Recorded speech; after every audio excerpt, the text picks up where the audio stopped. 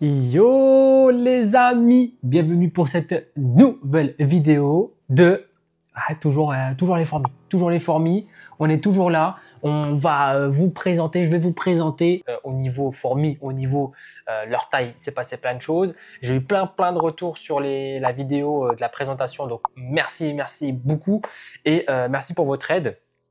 On commence, on rentre dans le vif du sujet. Je vous présente tout de suite la petite fourmilière qui est là. Donc, ils ont décidé de se mettre sur le côté de ici. Alors, je pense que c'est là où il y a le plus d'humidité. Donc, vous pouvez voir juste là.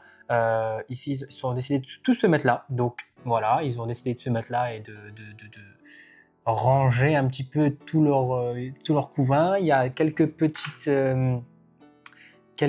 nymphes, je crois, ou non, je crois que c'est des petits œufs ou des nymphes, je sais plus.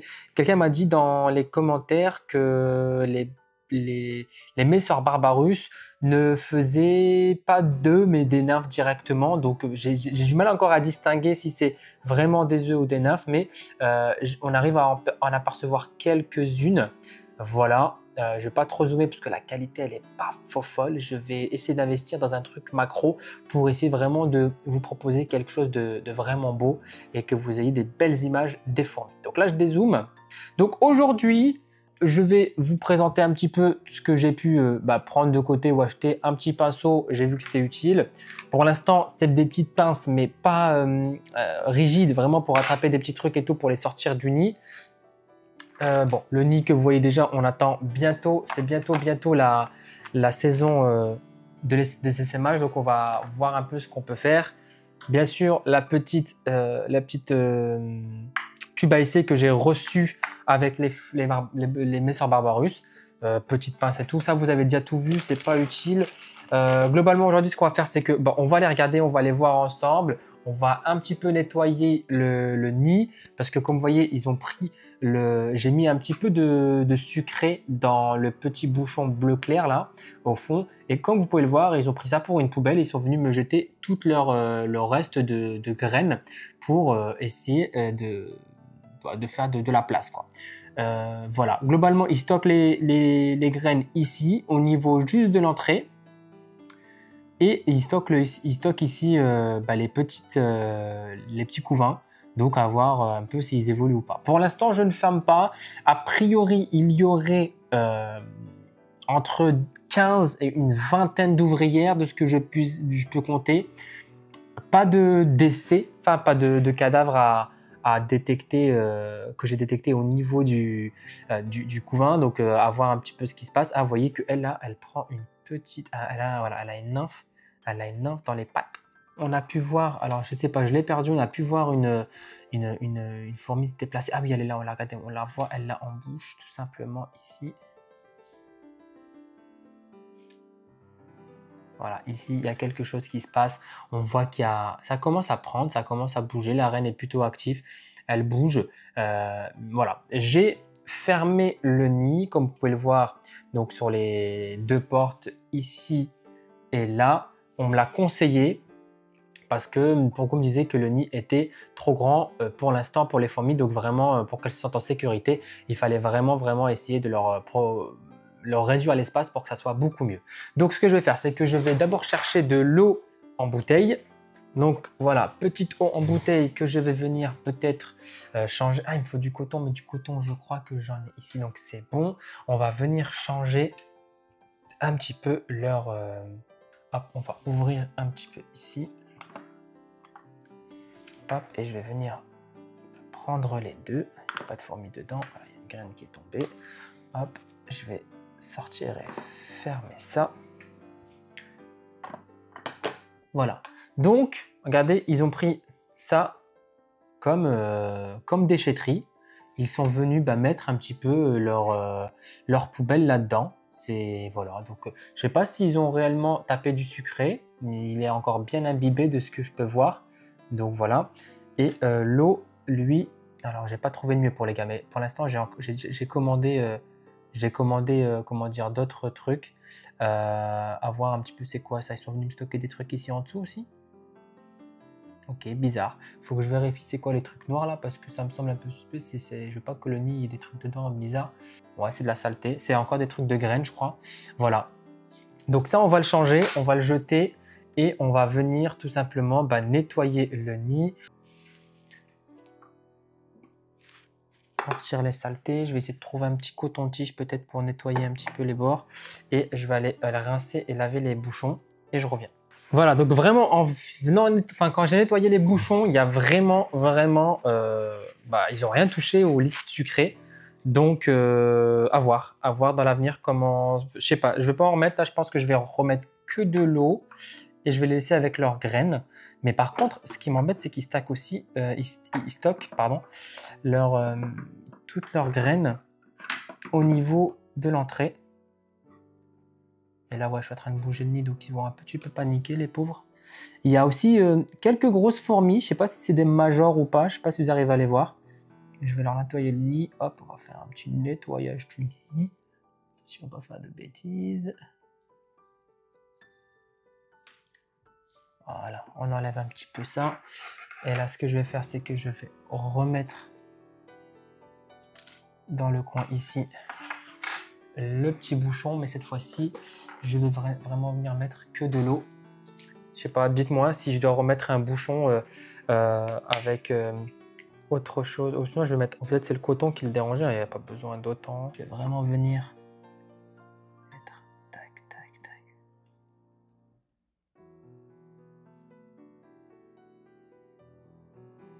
Voilà, là j'ai mis de l'eau dans le petit bouchon. À voir comment il se. Normalement, ça devrait aller. Et comme vous pouvez voir ici, au niveau de l'entrée, juste là, ici, il stocke aussi beaucoup de graines. Donc, il la met limite à l'aire de chasse de l'entrée. Donc, ça n'a pas l'air de les déranger parce qu'ils arrivent à passer, à rentrer, comme vous pouvez le voir, au niveau de la fourmi qui passe là maintenant. Et je me demande, est-ce que je ne mettrais pas quand même un petit bouchon, mais cette fois-ci sans coton, mais que de liquide sucré. Après, il faudra faire attention au mouvement. Voilà. Donc, dites-moi, vous, si vous voyez des signes inquiétants, de choses qui pourraient vous paraître inquiétantes au niveau, si vous êtes connaisseur au niveau de cette fondation, quelque chose qui pourrait éviter la catastrophe.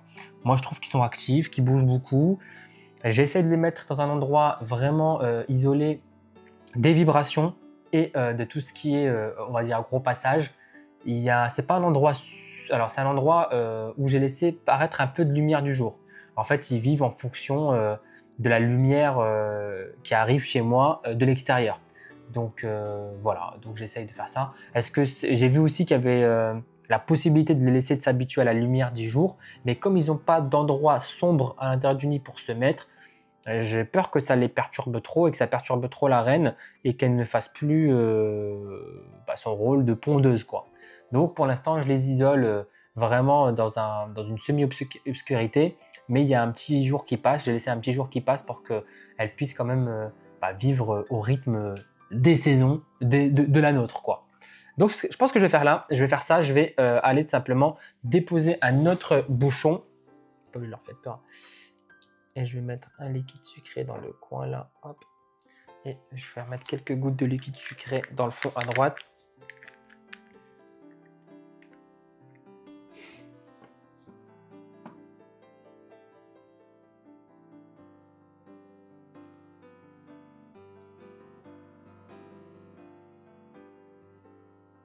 Le problème avec ça, c'est que j'ai peur qu'elle se noie dedans. Donc après, à voir si je trouve une noyade ou quoi, j'arrêterai tout de suite ce fonctionnement-là. Après, ça m'a pas l'air d'être trop profond. Ah, il y en a une qui va directement voir ce qui se passe dans l'aire de chasse. Hop, alors on va les guetter un petit peu, on va les regarder. Ici, c'est fermé. Au niveau des graines, c'est largement suffisant, il n'y a pas besoin d'en remettre des tonnes. Hein. Donc là, on est bien. Au niveau stock de grains, ils ont ce qu'il faut. Voilà. Il y en a une qui explore l'aire de chasse, comme vous pouvez voir.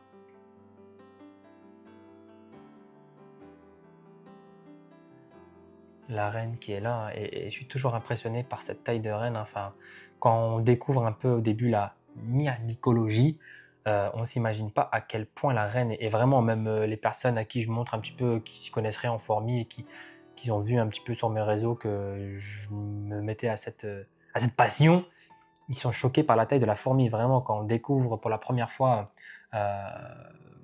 comment fonctionne une fourmilière et comment fonctionne la reine fourmi, on se dit waouh, c'est immense. Alors attendez, il y a un truc là qui m'a l'air un petit peu. C'est quoi là-dedans? Le zoom est pas très beau, mais il m'a l'air d'avoir une nymphe. Une nymphe qui passe un peu au marron, qui va bientôt passer ouvrière. Enfin, je sais pas, est-ce que vous arrivez à voir ce qui se passe? Si je monte un peu la lumière.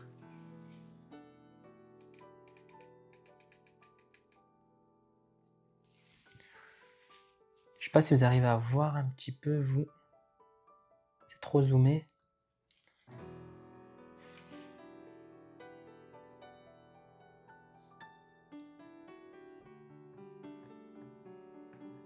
Ok.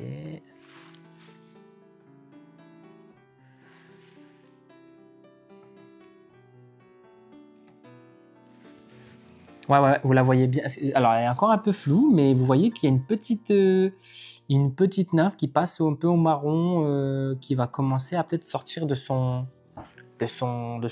âge enfant, quoi. On voit son œil là. C'est plutôt cool, c'est plutôt bien ça. C'est que c'est un bon signe de développement. Et ils sont tous en train de la couver, là, ils sont tous en train de l'aider. Donc c'est cool, c'est plutôt bien. Donc voilà, la taille du nid globalement, et voilà, c'est vraiment, voilà, c'est l'écart. Il y a quoi? Il y a peut-être 13 cm, ouais, un petit 13-15 cm. Voilà, quand on s'y connaît pas, on se dit ça va, c'est petit, mais en fait, on m'a beaucoup dit que c'était trop grand, donc j'ai fermé. Dites-moi vous ce que vous en pensez, s'il y a quelqu'un qui s'y connaît en Messor.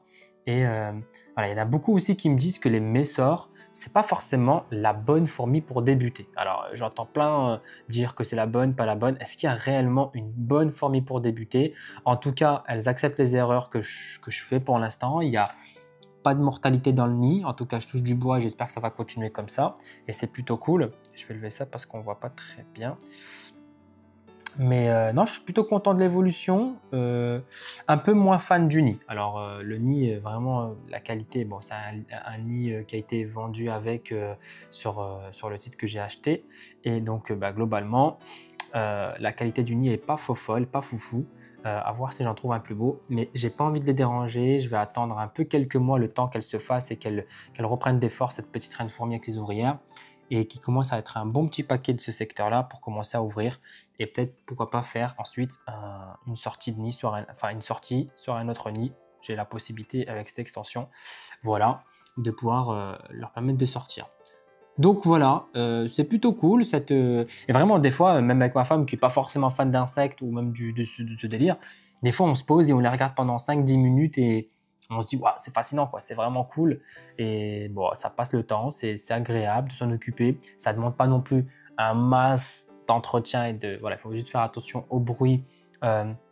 Surtout aux vibrations, pas au bruit, mais surtout aux vibrations, parce que j'ai des enfants à la maison, pour pas qu'ils viennent taper le meuble où elles sont et tout. Mais à part ça, voilà, elles font leur petite vie, je fais ma petite vie, je m'en occupe tout en temps.